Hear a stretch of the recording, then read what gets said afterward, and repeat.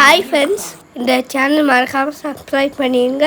இன்றைக்கி நம்ம சேர்ந்து என் அம்மா செஞ்ச வெஜிடபிள் பிரியாணி நல்லா டேஸ்டியாக இருந்துச்சு. ஒரு நாள் நீங்களும் செஞ்சு சாப்பிட்டு பாருங்கள். வணக்கம்.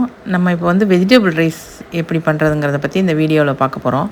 இதுக்கு வெஜிடபிள் ரைஸுக்கு தேவையான கரம் மசாலா ரெடி பண்ணுறோம். 2 பட்டை, கொஞ்சம் அன்னாசிப்பூ, 2 கிராம்பு, ஏலக்காய் 2, கொஞ்சம் சோம்பு, கொஞ்சம் பிரிஞ்சால் இலை, ஜாதிக்காய் கொஞ்சம்.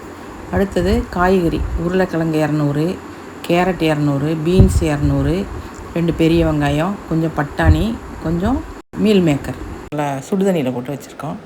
2 தக்காளி எல்லாத்தையும் வெட்டி வச்சுருக்கோம். இந்த கரம் மசாலாவுக்கு உள்ள பொருள் ஒவ்வொன்றா போட்டு கொஞ்சம் காஞ்ச மிளகாய், பட்டை, ஏலக்காய், கிராம்பு 2 எல்லாத்தையும் போட்டு வறுத்து இதை இடித்து வச்சுக்கிட்டோம். அப்புறம் கொஞ்சம் எண்ணெயும் நெய்யும் விட்டு பிரிஞ்சால் இலை போட்டு வெங்காயத்தை போடுறோம். ஃபஸ்ட்டு பச்சை மிளகாயை போட்டு நல்லா வதக்கணும். நல்லா ப்ரௌன் கலர் வரலாம் நல்லா வதக்குறோம். அதுக்கப்புறமா ஒவ்வொரு இஞ்சி பூண்டு பேஸ்ட் போடுறோம்.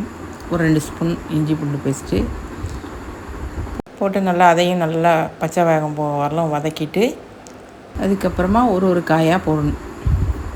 முதல்ல பட்டாணி போடுறோம், அப்புறம் கேரட்டு, உருளைக்கிழங்கு, அப்புறம் பீன்ஸு எல்லாத்தையும் போட்டு நல்லா வதக்கணும். நல்லா வதக்கிட்டு கொஞ்சம் நல்லா சூடானதுக்கப்புறமா மீல் மேக்கரை போடுறோம். கொஞ்சம் இந்த காயெல்லாம் நல்லா சூடானதுக்கப்புறம் மீல் மேக்கரை போட்டு அதையும் நல்லா கிளறி விட்டு நல்லா வதக்கி விட்றோம்.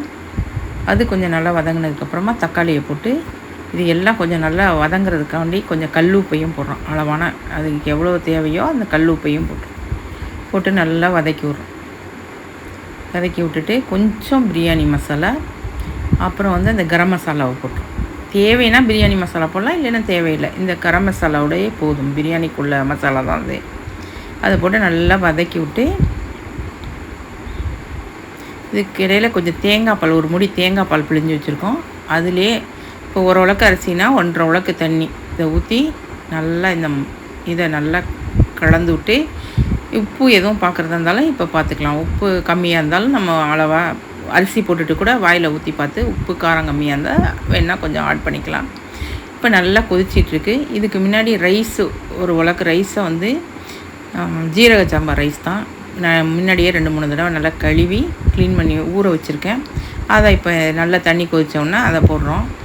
போட்டு 2 கிண்டி விட்டு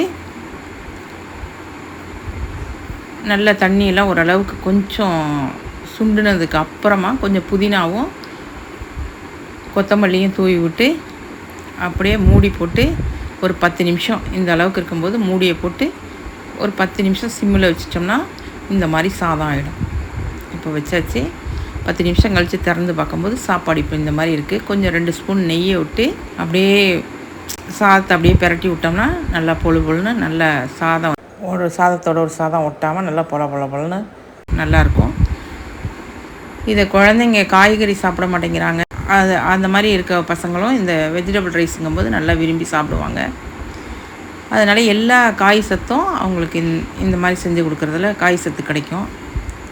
இந்த மாதிரி செஞ்சு கொடுத்தோம்னா குழந்தைங்களும் விரும்பி ஸ்கூலுக்கு லஞ்ச் எடுத்துகிட்டு போகிறது இது எல்லாத்துக்குமே இது நல்லா யூஸ்ஃபுல்லாக இருக்கும்.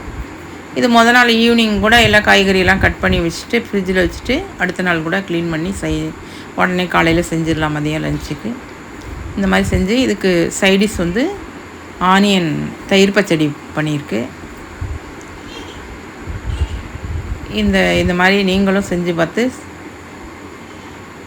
இது பிடிச்சிருந்துச்சுன்னா லைக் கொடுங்க. நன்றி. நல்லா